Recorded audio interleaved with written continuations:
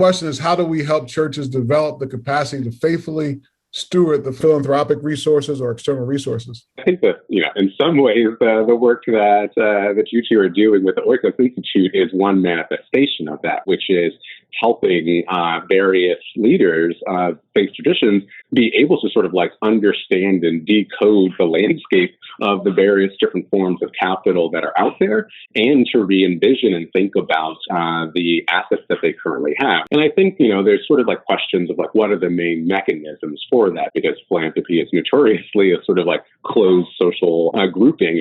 And so therefore it's sort of hard to break in. And so what are the avenues by which different associations or coalitions of churches can come together to articulate on behalf the power and potential that multiple churches have? So when we think about the reach that they have within communities, there are opportunities to sort of think about how can they collectively implement sets of programs that are meeting basic needs within communities. How can they collectively come together to say, we would redevelop this series of properties for public housing or affordable housing within communities? There is such power in terms of being able to say that we can not only sort of help you as philanthropists be able to reach the communities that you ultimately desire to reach, but we can do it at a level of scale when we come together and work together.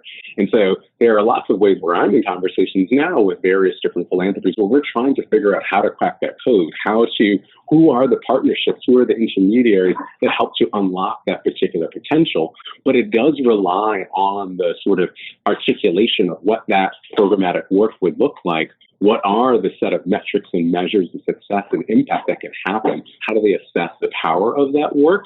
Taking that knowledge and understanding, writing it down, and actually presenting it as a viable business plan is the best way to sort of begin those sets of conversations.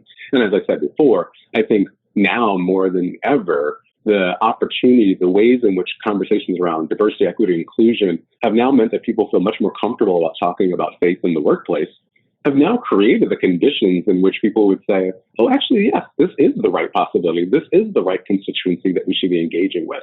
And so my encouragement is to lean into that in a much more effective way and begin to leverage platforms like Oikos as a means for being able to strike up those right set of conversations with the right set of stakeholders.